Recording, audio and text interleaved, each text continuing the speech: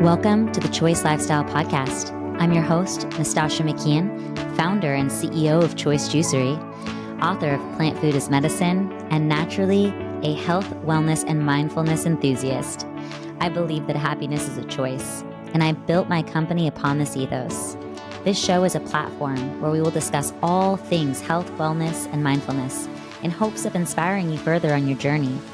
We will be sharing inspiring stories, health, wellness, and mindfulness hacks, as well as anything else pertaining to living your best choice life. My hope is that you may hear something on every episode of this podcast that will genuinely be of value in your life. Welcome back to the Choice Lifestyle Podcast. I'm your host, Nastasha Mckeon, founder and CEO of Choice Juicery and author of Plant Food is Medicine, a cookbook with over 100 different gluten-free and plant-based recipes. This episode, as well as every other episode, is sponsored by Choice. So if you want to support the show, you can do so by visiting us online at choicejuicery.com. Or, of course, if you're lucky enough to live in Southern California, you can stop in and visit us at any of our 7 locations. Who knows? Maybe you'll run into me there. Today's guest, Reis Paluso, joining me in person, a good friend, but also my very first breathwork instructor, introduction to cold exposure. He's a co-founder of Our Breath Collective. He's also the co-founder of Manda, an organic skincare line, and he's a father and a husband and a surfer and an environmentalist and so many other amazing things. Today, I'm excited to have you here in person, Reis, and dive into breathwork and cold exposure. Thanks for coming in. Yeah, thanks for having me. It's great to be here. Yay. So I'm going to just give you a little bit of history. Reis and I used to work together at a company we both did some consulting for, and we knew each other before either of us had really gone on to like our paths with doing work on ourselves, if you will. And so it had been a few years since I'd seen Reis, and I caught wind. Some of my girls at my Carlsbad store had been telling me they were going to this breathwork class. They were like, Nastasha, this is just the most incredible experience ever. And they were like, yeah, the teacher Reis. And I was like, wait, Reis who? And it turned out to be, I was like, wait, I know Reis. He's teaching breathwork.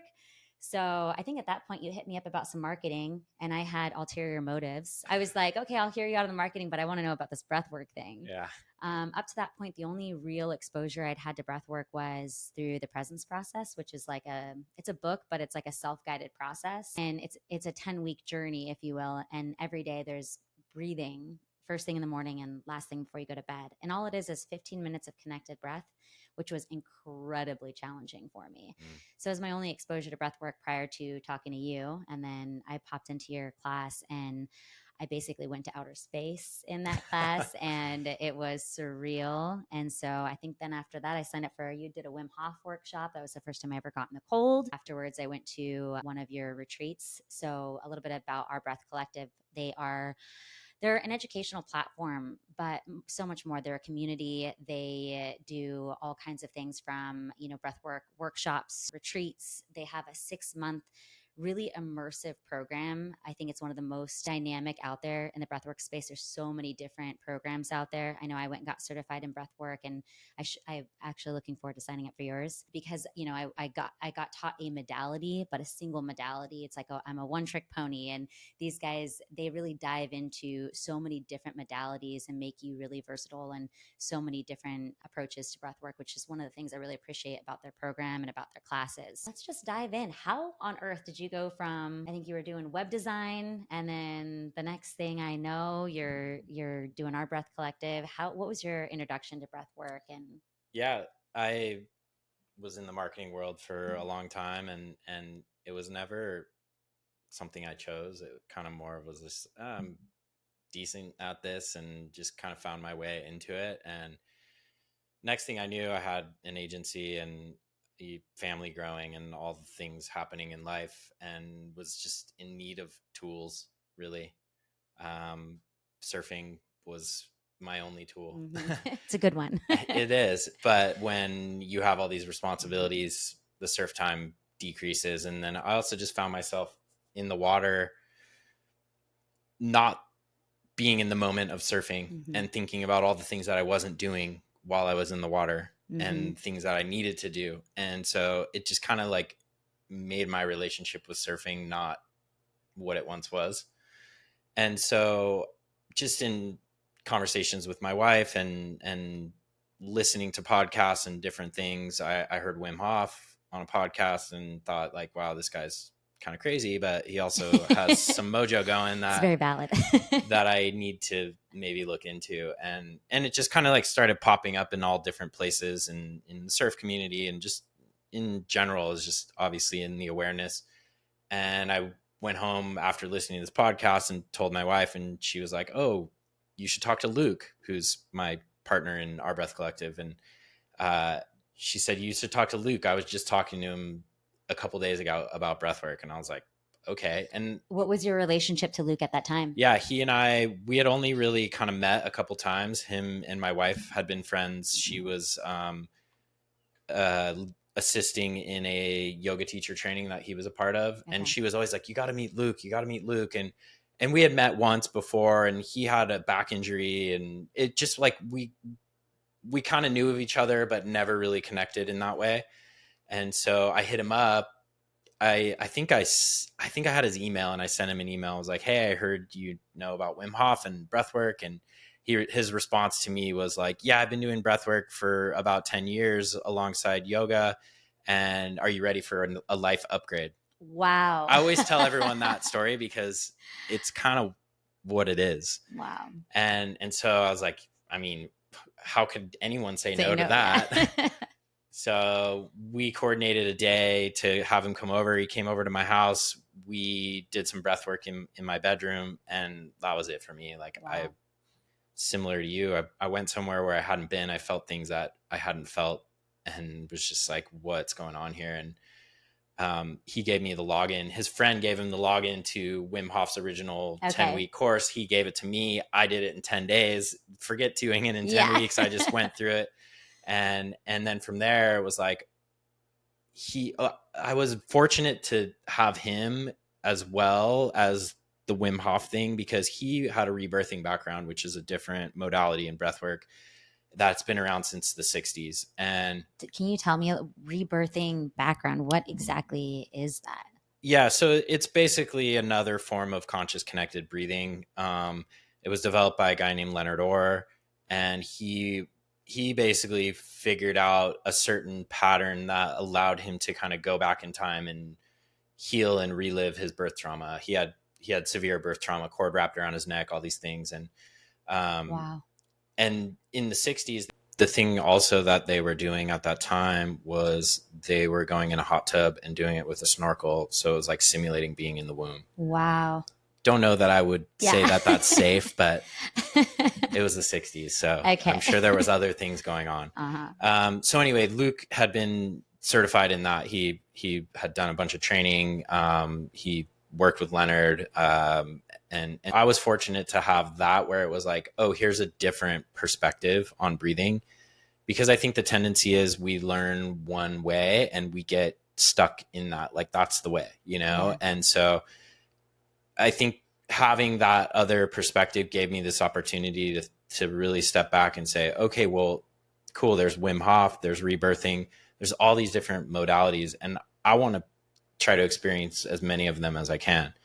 So my intro was through Wim Hof, and that was kind of the path that I took in order to get, certified as a breath worker. And I went on a couple retreats to Poland and all of those things. But And you work directly with Wim Hof.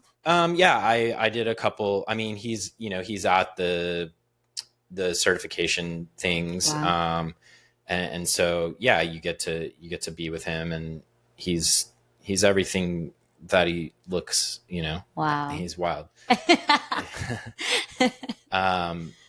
But yeah, so I don't know. I feel like it just kind of gave me this opportunity to explore more than just getting stuck in one path. I love that. So yeah, you dove into the Wim Hof. You went to Poland. Tell me about that, because that's like your first time going into the cold, and I want to know, what did you find there? Like, because here you are having this experience with breath work and learning these modalities, and connecting with Luke and Wim and rebirthing and all this different stuff. But then you find Wim Hof and you find the cold stuff, and that's been a really big part of your practice. You started Ice Church and all this stuff. So like, help me understand what the cold did for you. Yeah, it really just got me better at being uncomfortable. um, when I went to Poland, I honestly I've never gone like on a trip by myself, really. I mean, I studied abroad in college and obviously didn't know anyone going into that. But as far as like just going on a trip and traveling, I didn't know anyone. And I was like, all right, here I'm going to Poland, like somewhere I never had on my list of places to go, Definitely not. which is actually, it's amazing there. It's beautiful. And glad I got to go there. But I remember sitting in the airport, LAX, and thinking to myself, okay, like this is going to be really uncomfortable, and so just kind of lean into it. And when I got to Poland, it's like winter wonderland out, and I was like, all right, anytime someone asks me to go in the cold, I'm going to go, and that's what I did. And I probably went in the cold water more than twice as much as anyone else. I How cold are we talking? I mean, I guess around freezing. I mean, it wasn't like the water was frozen. I would say just above freezing. The water was never like ice, but you're always kind of going in moving water anyway. And what would you guys do? You just jump in, and then was there amount of time you're being taught, like told to stay in there? Like, No, it was pretty free flow. So this trip was not like an official one of Wim's expeditions. I went with his primary trainer okay. teacher, Casper Vandermeulen, who I had met at a workshop and was like, oh, this guy knows what's up, and I want to go follow this guy. Like Wim's great, but this guy is tapped into more than just more. Okay. He was a high school biology teacher. He just had a way of explaining things that Wim's just like, yeah, just breathe, and um, so I was very curious about the science and what was going on, and even just what's beyond this particular protocol. Yeah. And so it was pretty free flow. It was, wake up in the morning, we do some breath work down in this like kind of dungeon room, dark room. There was probably like 25 people. And then we would go outside. We'd do some activities in the cold with our shoes off, shirts off, all that kind of stuff.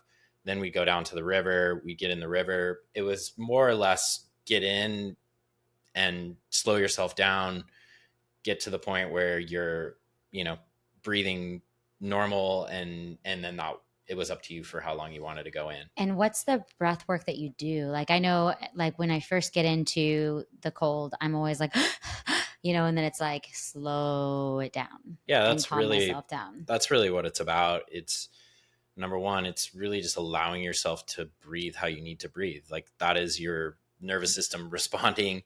And so lean into that hyperventilation that's happening, and then you just slowly take control, and then you slowly focus on the exhale, elongate the exhale, and your body will get to a point where it's like, okay, I'm staying in here, no need to panic anymore. Now it's like go into conservation mode and heat producing mode. Totally. And so there's not really a particular type of breathing that you do. It's really just focusing on it and then beginning to slow it down. Yeah, I think I remember in the beginning when I was first experiencing cold exposure, it's like, teach me the breath work that's going to Yeah. not make me feel the discomfort. Yeah. It's like, oh wait, that's not a thing. Like, No. there's nothing that's going to help me. It's like you can't escape it, and that's the point. It's being okay, being uncomfortable. Yeah. And I think that was like something that was so new to me. I think we experienced discomfort in so many areas in our life, and you said this too. You got better at being uncomfortable. And I noticed that now, like, things that I really don't want to make this call, or oh, I really don't want to go into this meeting, or I really don't want to deal with this person, or things that are difficult in my mind. Now that I do the cold exposure regularly, it's a lot easier for me to just like pick up the phone and call, face that meeting head on, just dive in. It's like I'm comfortable being uncomfortable now. Yeah. Which it sounds weird because you wouldn't think it would translate, but it does. There's something about that. I'm looking at this ice trough. Yeah. And I really don't want to go in there. Yeah. The longer I wait, it's almost like the harder it is. It's almost easier if I just jump in, just Yeah. get started, feel the shock, and then slow the breathing. And what I noticed for me, it's so crazy how when I count to 5 in and out, Yeah. when after my hyperventilation freak Yeah. out, then I start just going in my mind, 1, 2, 3, 4, 5, and then out 1, 2, 3, 4, 5. And when I'm counting and focusing, I'm in the zone. Yeah. But the moment I stop doing that, I'm like, oh my God, it's so cold in here again. Yeah. Like, it's like that. It's like your focus is everything. Yeah. And it's kind of learning how to like put your attention on Yeah. something.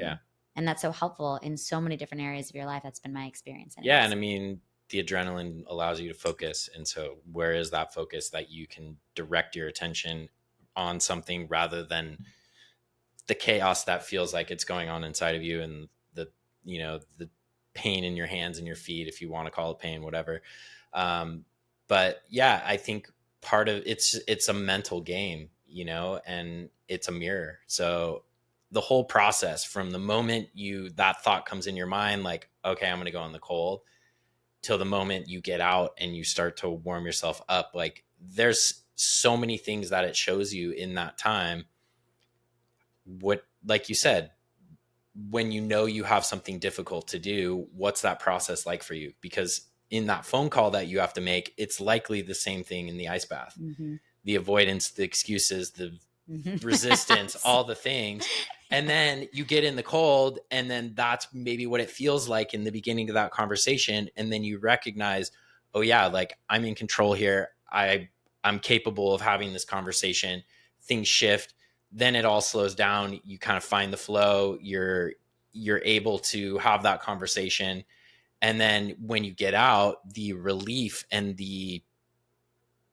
all the chemicals that you get from that, it's like, oh yeah, that wasn't as bad as I thought. And Yeah. it's the same exact thing in the cold. It's just a very intense stressor. Mm-hmm. And literally, I've never got out of the ice bath and was like, oh, I wish I didn't do that today. Never. But it's getting to that point where you get Yes. in and then do the whole thing. Yeah. That is a whole process in of itself. So What are some of the physical benefits of, because I know the mental benefits because I've experienced that, like, as we just talked about, but aren't there like many physical benefits for your body, for the health of your body in cold exposure? yeah, I mean, I think the obvious one is your cardiovascular system. You get into the cold, you get constriction, everything constricts down, and then you get out and it opens up. So you're kind of getting this pump of fluid and blood and lymph and all the things in your body. Um, Obviously, it's a nervous system sort of practice as well, because you get in, you immediately go into that sympathetic response. It's either some people are like, they try to fight their way through it, Mm-hmm. or other people are like, get me out of here. And so you go through that, and then eventually your system will start to slow itself down because it recognizes, okay, you're not getting out. Now I need to conserve energy and create heat to be able to survive. Mm-hmm. Um, so those are the primary ones. There's brown fat, brown adipose tissue activation. So that's stimulating mitochondria to then burn fat. I personally think, like, yeah, the physical benefits are great, but the more that I continue to do it, it's mental. Yeah. Like all those physical benefits are great. Those are like kind of downstream of the positive mental and even emotional things that Mm-hmm. happen. So I kind of like try to focus more on that than the physical things. Those are great, and I Yeah. think obviously great to know, but I don't know. I think, it's good to know that stuff because it's kind of like with anything. It's like we all have our reasons why we start something. Right. For some people, maybe, they're not aware of the fact that they're carrying a lot of stress, or that they, struggle to do challenging things mentally, or they have blocks or what have you. They're holding a lot in their bodies, but, they're turned on by this idea that, like, oh, like the brown fat, and that's really good, or it's going to help with my immune system, or it's going to help with whatever. Yeah. And then they go in there. Because for me, I don't know that I expected to get as much out of it mentally and emotionally as I did. Yeah. For me, more, everyone's doing this. It's like the next best thing in the longevity space. Yeah. And I'm always geeking out on like health and wellness and things like that. But then I had no idea until, like I said, after I'd been doing it for a while, I started noticing how I was like picking up that call more easily. Like when I Yeah. get that call, I'm like, oh God. I would just like let it ring, and I'd be like, oh, I'd just put it off and put it off. Something that was hard or stressful, I would procrastinate and drag my feet. And now it's just like, oh, pick it up. I can handle this. I can do Yeah. hard things. And more than anything, I think that's what I got out of it. I can do hard things. And I wasn't expecting that when I got into it. It wasn't like, oh, I'm going to go get in the cold plunge so I can teach myself how to do hard things. It was Yeah. like, oh, this is good for me physically. And then all the mental and emotional stuff came afterwards. Yeah. And I found myself, I mean, I'm not even as into it, I would say, as I could be, but I find myself craving it. I need that. I need that feeling of getting out of that cold and what it does for me, which I can't even explain, but I feel like I'm on cloud nine every time I get out of the Yeah. cold. Yeah. You get a nice little chemical dump of Totally. endorphins and dopamine and all the happy hormones. Yeah. So it feels good. Yeah. And I think a lot of people have that where they're like, oh yeah, I really need that sort of reset. Which some people are like, I never want to do that again. Yeah. So there's that too. I felt that way after the first time I did it. I'll be honest. Yeah. Like it took me like quite a few times of attempting to do it and feeling, I'll be honest, like I felt like a failure the first couple of times I did it, especially in group settings where the very first time I was able to stay in, it was like 2 minutes out, they were supposed to stay in, I think at the Wim Hof thing. And I was able to do it, but it was so hard and it was so painful for me. And then the next time I did a retreat, I didn't make it the full 2 minutes. And I remember feeling like, oh, I failed. Like, it was my own mental stuff. And it kind of took just doing it consistently to where I stopped caring about how many minutes I was in or whatever. And now I can stay in longer than I've ever stayed in, but it took me getting to the point where like, it's not about how many minutes I stay in. It's not about like, keeping up with the Joneses and being as good as everybody else, which is that it really talk about exposure that really exposed my, my mental stuff that was going on, and just learning how to just go in and do what I can do and stay as long as I can stay, what's comfortable for me. And I get that thing with my feet. Which I'm curious to know, like, what is that all about? But like, I get severe pain in my feet, which is what would always pull me out. And then I would feel like, oh, there's something wrong with me because I can't stay in as long as everybody else, which is so annoying. Yeah. I mean, our feet, we wear shoes and socks all day, and our feet are not stimulated in that way that they were designed. We weren't made to necessarily have all this comfortable padding and shoes and all the things on our feet. And so we get in, and because our feet aren't stimulated, it feels painful. Our hands similar, it's like we're on phones and computers. We're not like out using our hands. So hands and feet are generally where you feel the most. Super common. And so what a great opportunity to strengthen those parts of your body. They're also the furthest away from your heart, so we're getting constriction, and all the blood is moving from our extremities into our core to keep our vital organs safe. We can lose a finger, but we can't lose a heart. So you're getting all that constriction from your hands. So all the blood is basically moving out of your hands and your feet. So yeah, generally most people feel the most in those areas. And over time that changes. Some people not. Some people have just always painful like that.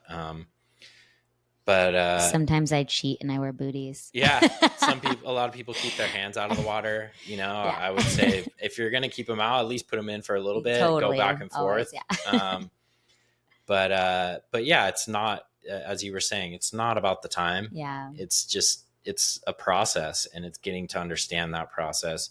And I tell people, like, your time is up when you go from that experience of losing your breath, feeling like, get me out of here. Everything slows down.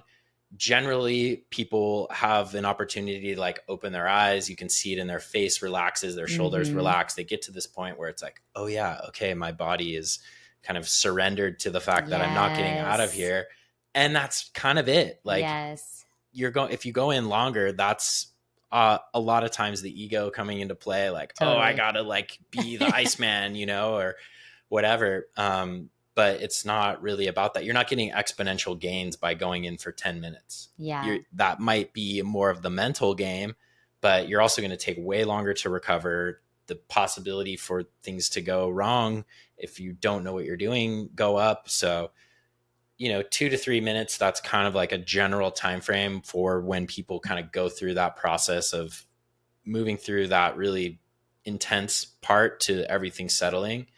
I like to count my breaths, how many breaths can I get to, or can I do limit to 10 breaths if you can find a cadence that you can count, either 5 seconds in or 5 seconds out, like you were saying, or 4 in, 6 out, 10 breaths, That's amazing. that's something easy to focus on. And what is that?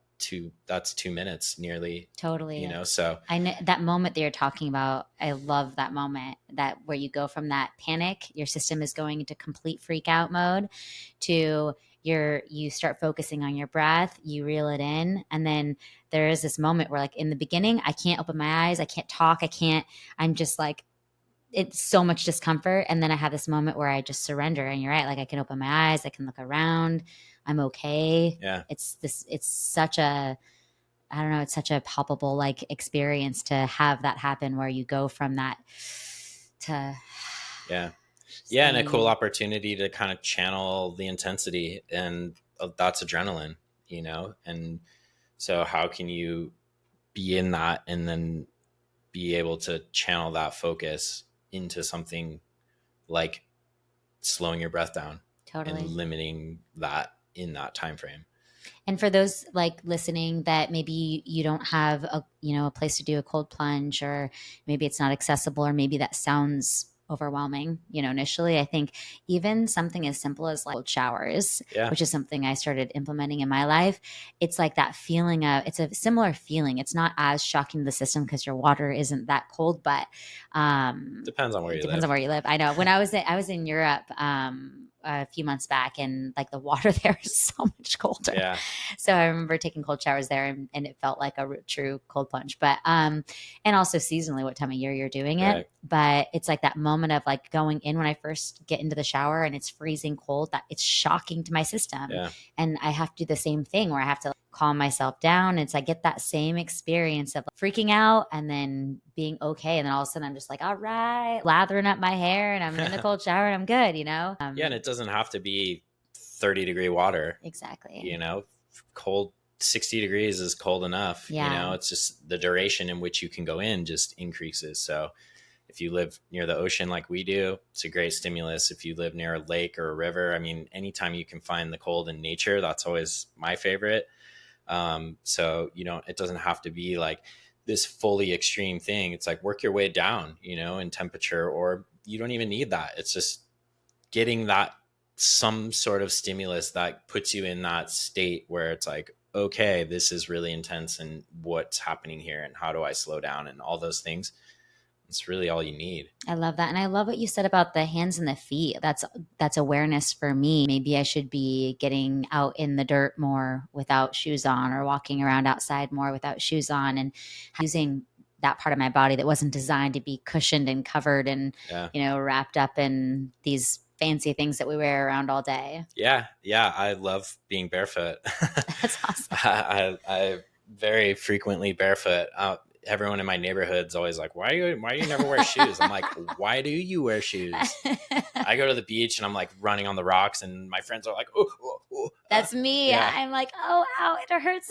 I'm like, no, it's all good. That is so funny. Was it always like that for you, or did you build up to that? No, it's kind of always been like that. My sister and I, we kind of lived in this canyon, and we would go exploring, and literally we never wore shoes, and we'd be hiking through these like brush and all sorts of things. So I've just kind of always taken my shoes off. I mean, I lived in Hawaii, and the only time I ever wore any shoes was when I had to go to work because I worked at a restaurant. But yeah, I mean, I wear them obviously. But when I am just cruising, and try not to. Well, it's not that I even intentionally do it. It's just don't put shoes on. So. Totally. All right. But it helps. It definitely helps. And also, you could just train your hands and your feet. Like, get a bucket of cold water and put your hands in the water and take them out, in and out, and just get some cycles. Same thing with your feet. I tell people that all the time. If your feet are really painful, then just train that part for a little bit. And I'm going to do that. That is such a brilliant idea, because it is, my feet are the biggest problem. Like, I get severe pain, and then it's so bad that when I get out, I fall over. Like, I can't walk on my feet. When you walk, I've noticed this, even like I surf, and I don't wear booties because I hate wearing booties when I surf. So when the water gets really cold, we live in Southern California, but still it gets pretty cold. I notice that season when I'm surfing, if I surf for like more than 45 minutes, I don't feel cold anymore, but when I get out, it's hard for me to walk. Yeah, it's And like, my hands start doing like this claw thing yeah, where I'm paddling like this. I can't actually open my hands. So yeah, it's a good idea to train my hands and feet. I'm yeah, going to do that. simple one. Thank you. Okay, so we went on a tangent here with a Yeah. cold exposure, which I love. That was kind of what I was hoping for on this episode. But I kind of want to know the rest of the story, because you came back from these experiences, and then you sync up with Luke and you create our Breath Collective. I want to learn more about that and have our audience learn more about that. I said when we first started that you guys are more than just like, there's a lot of people out there training people to do breath work. Yeah. There's a lot. I have many friends in the space that have their modalities of breath work that are essentially just like a regurgitated version of, another style that already existed or what have you, and love them, bless them, love all the work that they're doing. But one thing that I think sets you guys apart that's so different is that you encompass so many different modalities, even in your classes. Like, that's one of the things that I always loved. I never know what to expect when I go to one of your breathwork classes. It's exciting and I'm nerve-wracking at the same time. Because I'm like, I might like end up in outer space. I might, just chill out and like have a really relaxing experience. I might get tetany, I might not. It's like I never know what to expect. You guys really tailor it to the room. You kind of know, okay, well, we got a lot of beginners here. We're not going to like take them out at Mount Everest. I always say going to Reis and Luke's classes, like you're going to go up a mountain, but it's like you never know what mountain you're going to go up. It might just be a little hill. It might be a Mount Everest. It might be, and you're going to climb and come down and climb and come down. You create a really cool experience, which I love. And so I want to know more about what went into you guys creating that and the different modalities that you teach, and about our Breath Collective and the community that you've created there, and what people can Yeah. access when they join that community. Cool. Yeah. Thank you for the compliment. So I was teaching Wim Hof workshops. Meanwhile, like just exploring all these things for myself. Casper was kind of my primary teacher. I was really kind of just like, yeah, this guy's dialed in and knows what's up. And he kind of started moving away from the Wim Hof stuff. And so just continuing to learn from him, as well as just my own exploration. And really kind of what it came down to was, okay, we have all these methods. They're kind of all more or less trying to get people to the same point, just a little bit different path. And so what's connecting all of those things together? And so that's really what we focus on, understand the principles of breathing and respiration and physiology, and how to then utilize that for a person based on what their goal is. Because, the methods are great. I think it's a way for people to connect to something really quickly. Most of them are pretty simple and straightforward, and it gives you a really potent experience. But there's a limitation to it because it's not tailored to you. Totally. And so it might get you to a certain place that then it's like, okay, well, I'm kind of stuck here. What's next? That was kind of where I was at. Was like, okay, there's more here than just 30 connected breaths, an exhale retention, and a recovery breath, which is the Wim Hof protocol. And so starting to then understand the science of all these parts. So, what's happening in the chemistry as you're doing these different breath patterns, what's happening mechanically, like how is the breath moving in your body? Where is it maybe focused that it shouldn't be? Or there's just all these different parts that are going on that once we start to understand those, then we can like really tailor the practice to what it is that we're trying to accomplish. And so that's kind of really what we focus on teaching. It's way more empowering because you become your own kind of alchemist of what you're trying to accomplish. I love that. And using the breath for that. And so, yeah, that was kind of the path that we took, which I think it is needed right now because, like you said, everyone's creating their method and putting their brand name on it. Yes. And just there's no shortage of places to go and get breathwork now to get certified. But the thing is there's no regulation. Not that there needs to be regulation, but there's just no like standard. Yeah. And so anyone can go and create a breathwork certification, come to my thing or do this 2-day thing. And it's totally. like, it's so nuanced that it takes a long time to understand. Like I even go work with people now and I'm like still learning about a lot of things. Yeah. Humans are complex, and the physiology and those things are pretty universal. But then when we get into the psychology of it all, that's where it really starts to change. So anyway, Luke and another woman who was a partner when we started OBC, they came to me and said, "Hey, we have this idea. We want to just teach daily breathing sessions to people." And not that was it. That was the idea. And I was like, cool. I kind of had a very similar idea when I got into the Wim Hof world. I was like, there's nowhere to go and like get human guiding you in this practice. Like I want to create a space for that. And then it ended up turning into something else that was I ended up doing at my house. And so that kind of idea just got put to the back burner or just forgotten about. And they Yeah. came to me with the idea for OBC, and I was like, oh yeah, that's a no-brainer. So basically we were like, we're already waking up, we're doing our own practices, let's just broadcast it and see who shows up. And so that's what it was. It was Monday through Friday, 6 a.m. Join us for 15 minutes of guided breathing. And we're not going to teach you the why. We're not here to like give you a lesson. It's show up, do the practice, and then start to notice what happens. So after about 3 or 4 months of that, people were like, okay, we want to know what's going on now. Like I've noticed all these changes. And when I don't do the breath work in the morning, my whole day is entirely different. So then we started developing our primary, coursework. We have a breathwork intensive that really teaches those principles more on a personal level. Mm. And then people were doing that and they were like, okay, this is awesome. Now I want to go teach it to my community. So we developed our teacher training, which is called Breath School, so that people could then go out and share the practice And with their people. that's like a 6-month. Yeah, we've actually recently condensed it. Okay. It's 4 months now. Okay. Still, that's so. Yeah. That's so. Just to give you guys a little bit of perspective, like I got certified in breath work over a week, but it was one modality, and so again, like I'm a one-trick pony. I love the modality that I teach. It's awesome, but I got to this point with it where now I'm like, I want more, I want more. And I have another friend who teaches a different modality, and I went to one of those workshops, and I was like, wait a minute, this is Wim Hof. I'm actually learning Wim Hof. It's just called something different. Yeah. And so, I'm at a point with it where I want more. I want to understand more. Each individual modality is incredible in its own right, and they're great for different reasons. Why I was attracted to the one that I went to was because I have a lot of past trauma to heal from. I had a crazy upbringing, crazy life, saw and experienced some pretty difficult things in my life, even in my adult life.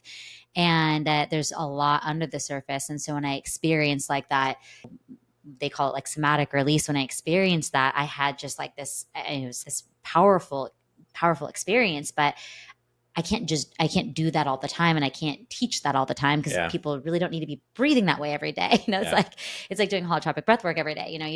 I wouldn't recommend that. And so I feel like doing something like that where you guys, it's 4 months. That's incredible. And to me, you're going to come away from that with so much more than if you do, a week long or a weekend long, or those things are awesome, but there's more. There's so much more to learn. So I love that you guys are doing it, because I don't know of many people that are doing that, such an immersive program where you're learning the science behind it. You're learning different modalities. It just makes you a more well-rounded breathwork facilitator.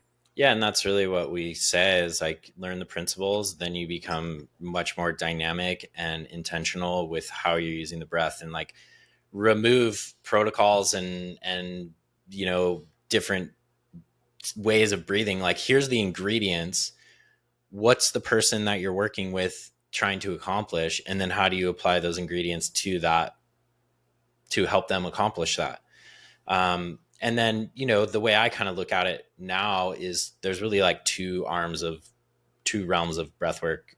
We have the therapeutic side, which is kind of what you're talking about, where it's like you have these deep, powerful experiences, emotional release, all of those things. That's kind of like the deep cleaning, right? So that's like going to the dentist and having them do the deep cleaning. Then you have more of the functional breathing. So how am I breathing in my day to day? And then how can I apply these tiny little alterations or ways in which I can manipulate it in real time in order to achieve a certain state of being, mindset, all of those things. And so that functional breathing is more like the day-to-day, like flossing of the teeth. I love that. So that's kind of what we teach is like, okay, we want people to be able to have both because they work together. You know, it's like a symbiotic relationship. Yeah. You learn how to functionally breathe better. It's going to enhance that therapeutic side. You start to like discharge some of that, you know, trauma or whatever you want to call it. Then you inherently start to notice your breath more, Yeah. and then you start to then breathe better.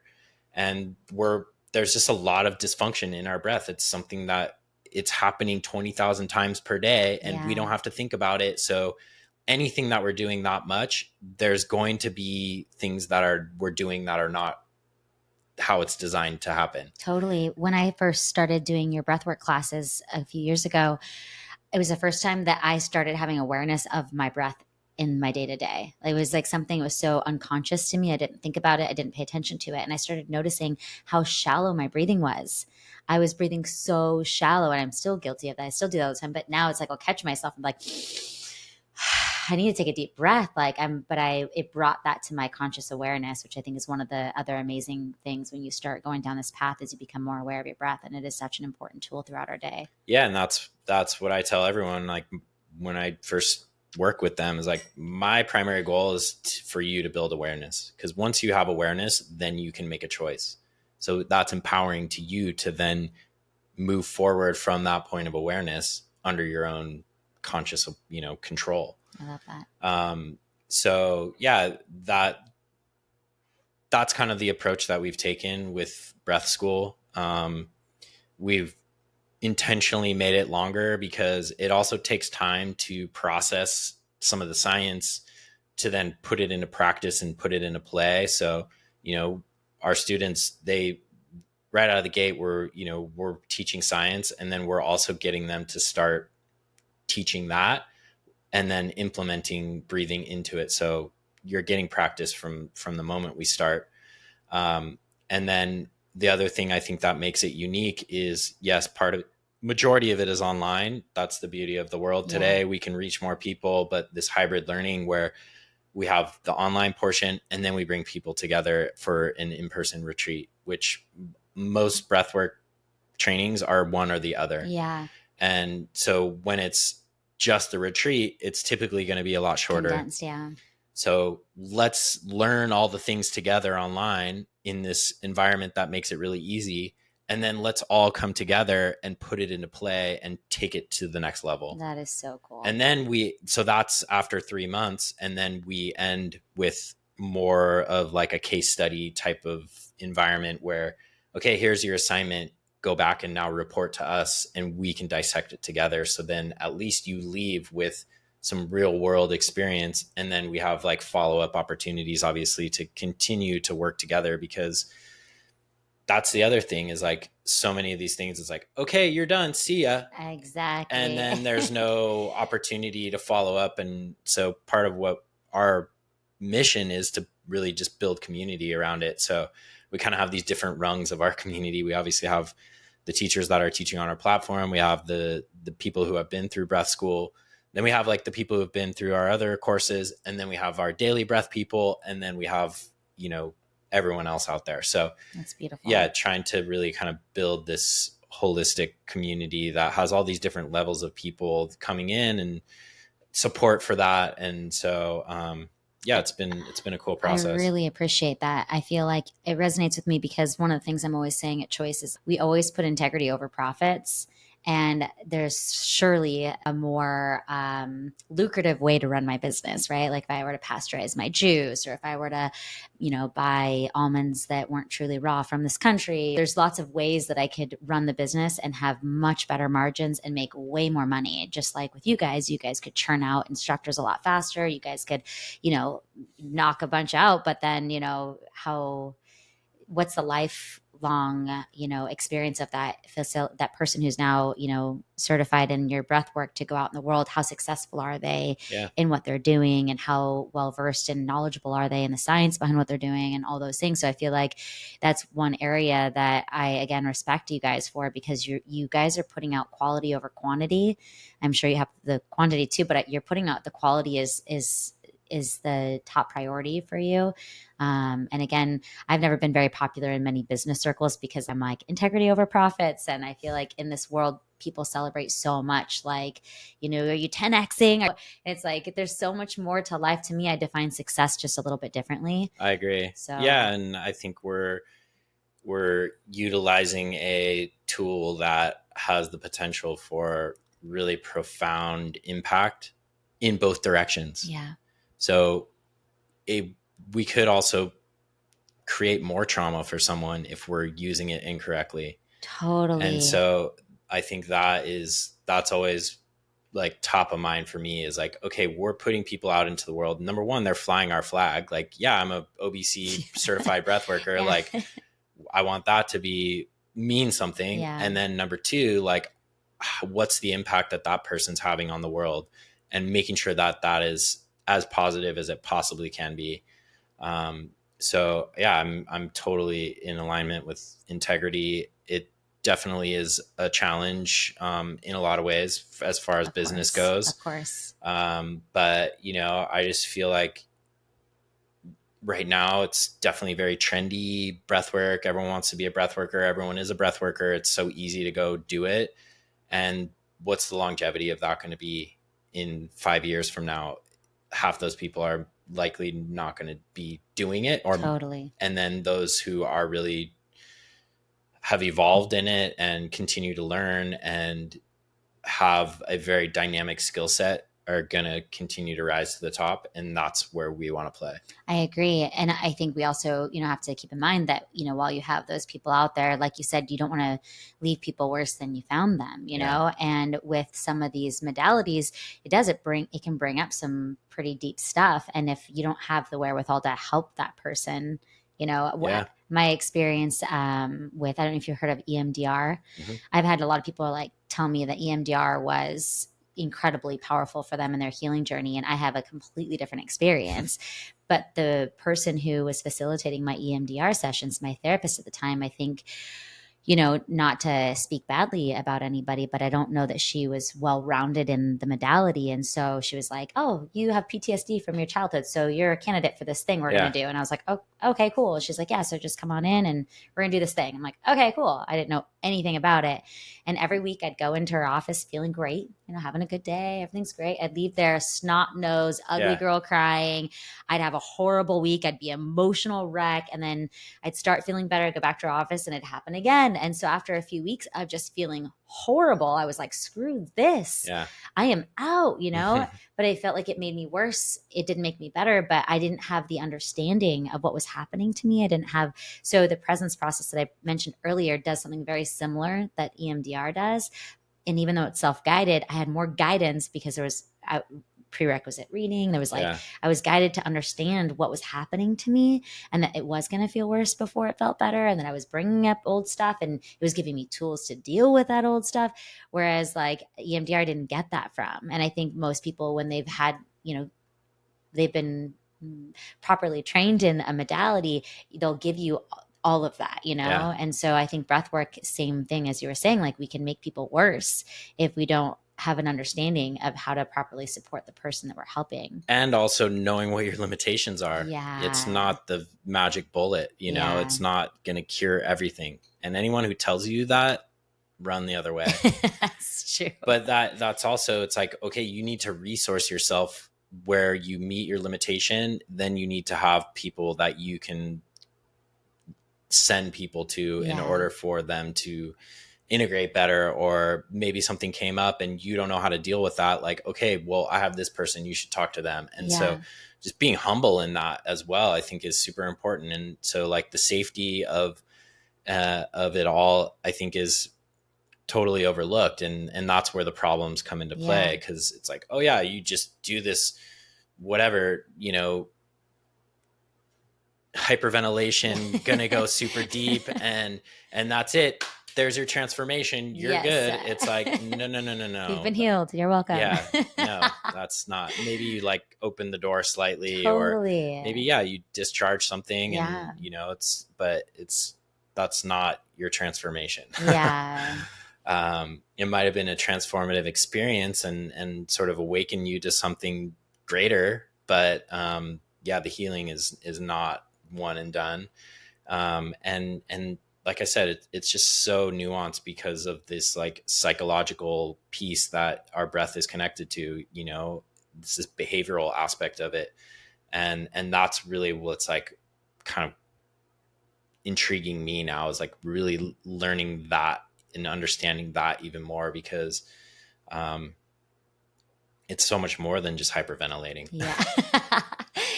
Yeah. For me, like, honestly, I don't even, that I'm like kind of zigging where everyone's zagging, kind of thing. I find myself less and less guiding people into that, because I don't think that everyone necessarily needs that all the time. And I think that, I say this all the time now, like the modern superpower is slowing yourself down and learning how to downregulate. Yeah. And so that's where I have been focusing more my own personal practice, as well as just like kind of how I'm guiding people in a breathwork experience.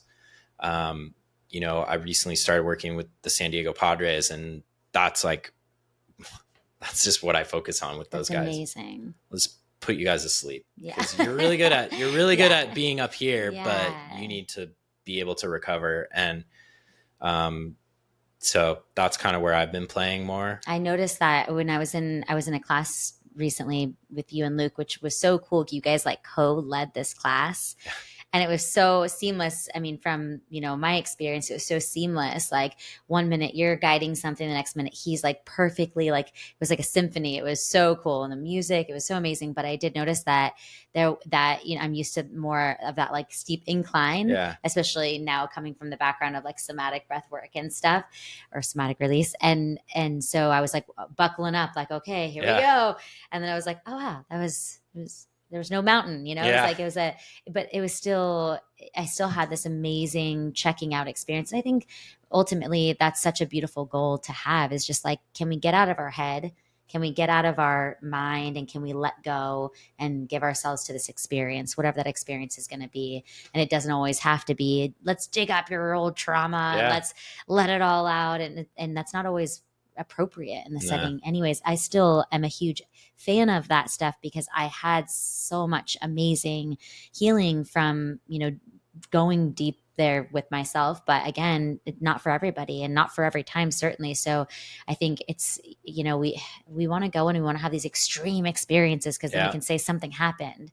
But it's like, maybe it's more powerful that you learned how to calm down and regulate and check out and be activating your parasympathetic nervous system, without having to get that high. Because I get hooked sometimes on that high. Like, I like the tetany. I like feeling like I'm plugged into 250 volts. I'm like, yeah, which is fun. But sometimes, it's like just being open to having that more integrative experience. So I think it's super important. And also what we see more and more is like the marketing of these big powerful experiences. And for a lot of people, that's like, I don't want to do breath work because I don't want that to happen to me.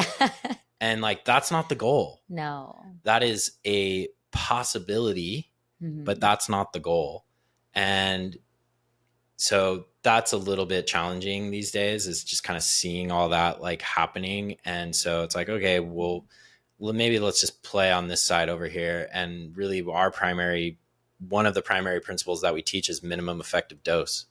So what's the least amount that you need to get you to the point that you're trying to go, instead of like just forcing yourself and just let's slingshot, see you later.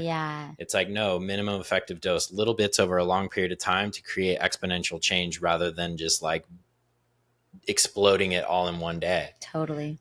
Because the reality is like, that's not even possible. Maybe you'll have like a really big experience, but I don't know, most people can't handle that. I think most practitioners, facilitators can't handle that. Yeah, And so it's like little bits over a long period of time. To me, totally. that's really kind of what we're focused on teaching people, as facilitators anyway. I love that. And I think that's so important. It's true. When you're pushing this big experience and you're putting people into this, activated sympathetic, state, and you have multiple people, I always say like people start expressing, Yeah. and if you're one facilitator and you've got multiple people expressing at one time in a big way, it's actually scary. I remember like my at the end of my class that I did, we rented out this my teachers rented out this warehouse, and um I think there were, I don't know how many people,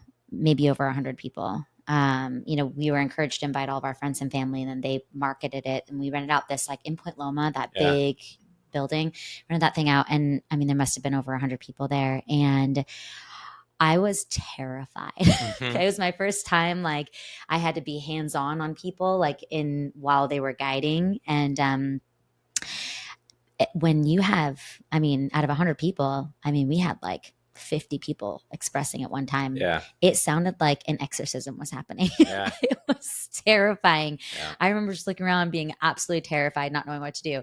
And that, like, we had a team of people like that came in, were helping and what have you. So I'm not, I'm not knocking it, but from my experience being new in the field, it felt very overwhelming, very scary to watch people like scream and pound and flip out. And, Yeah, it's a snowball effect too. Yeah, that's what happens. I noticed, Yeah. like once one it's like Gives permission for everyone else it to pop. does. Yeah. It totally does. So then you have everyone starts popping at the same time. Yeah. It's very intimidating. So yeah, like I learned, to be very cautious with what I'm guiding, because I have to know my limitations. Yeah. If I've got one person to 20 people, that I can't handle that. Yeah. That's too much. And so I think you guys, do such a good job of like, when you have a group class, it's like tailor that to the group. Yeah, you always got to work to the weakest link. Not to say anyone's weak, No, but you know what I mean, like the least experience. Level, yeah. And then when you do have a group of people who have been through it and know what's going on, then you can let loose a little bit. And also, I think part of it is like, what's the size of group that you could handle? Okay, you have 10 people and 8 people have some sort of emotional release. Can you handle that?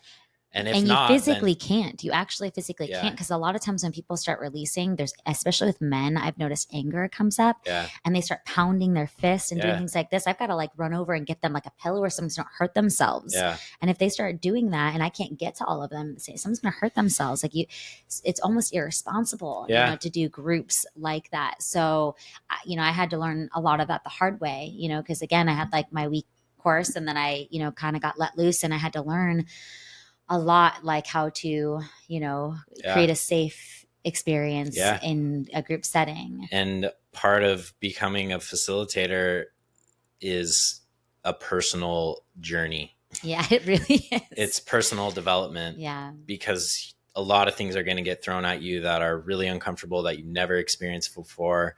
And so a lot of shit comes up. That's just how it goes. It's so true.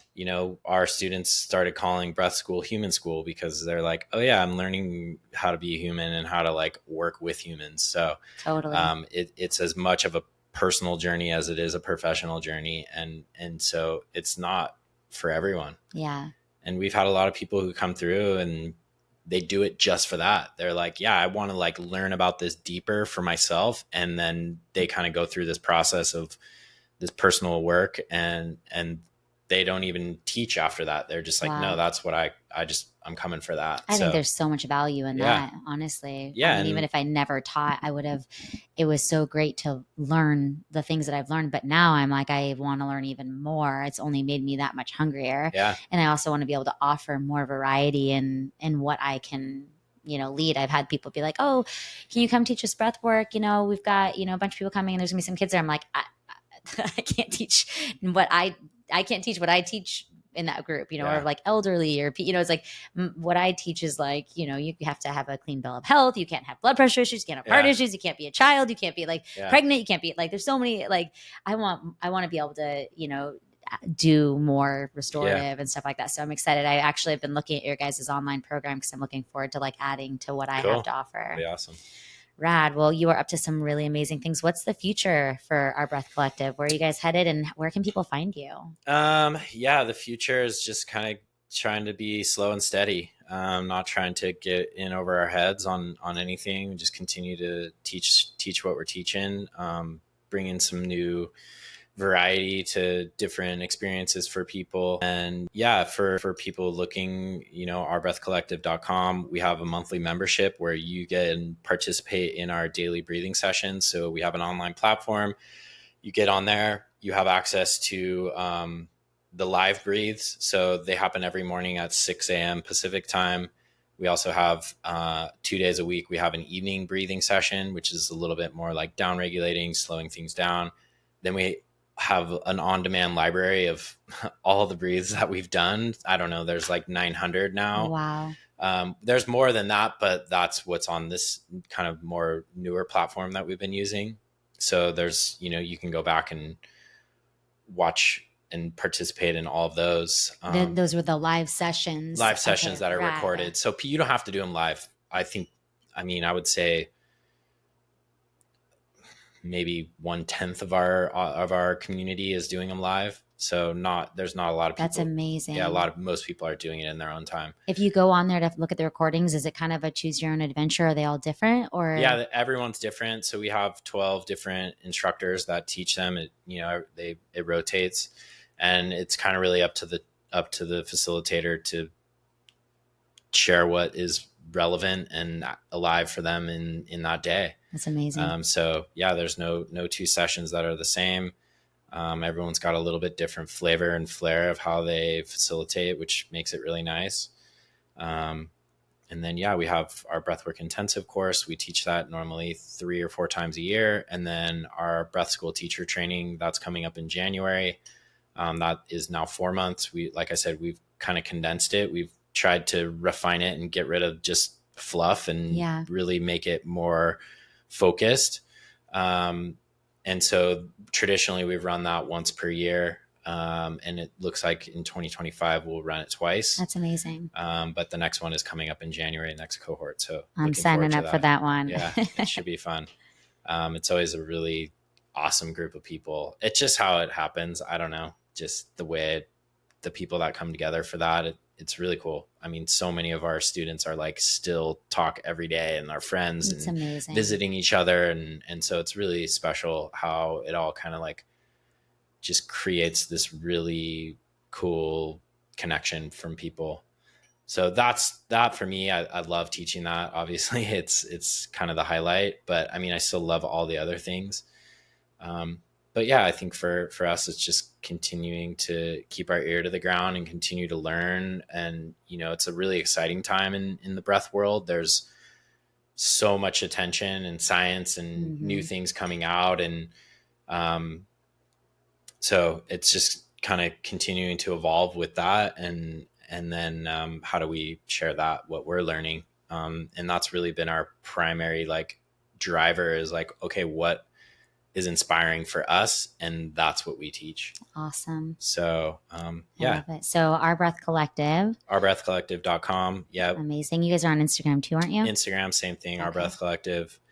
And we'd love to welcome you in. You can get a free week trial of our membership platform, so you can try the daily breathes for a week, and if you like it, you can stay. And we have an intensive coming up in a couple weeks. So yeah, it's all there. Amazing. What was that thing that Luke said to you? Well, let's end on that note again. Let's just hear that one more time. A life upgrade. Yeah. You guys ready for a life upgrade? Oh, exactly. Awesome. Thanks so much for being here today, Reis. Thank you. Thank you so much for listening in. If you've enjoyed this episode, I'd love it if you could leave a review so we can reach more people. I might even share your review on future episodes. If you go to the link in the show notes, you can find and sign up for our newsletter so that you're notified when a new episode comes out. You can support the show by purchasing anything from the Choice Juicery online shop at choicejuicery.com. Or, of course, if you're lucky enough to live in San Diego, you can visit any of our 7 locations here in San Diego and Orange County. And please feel free to connect with me on social media at Nastasha Mckeon. That's NASTASHAMCKEON. Don't forget that extra S. Or you can connect with us at The Choice Juicery, Instagram at Choice Juicery. Thanks again for listening in.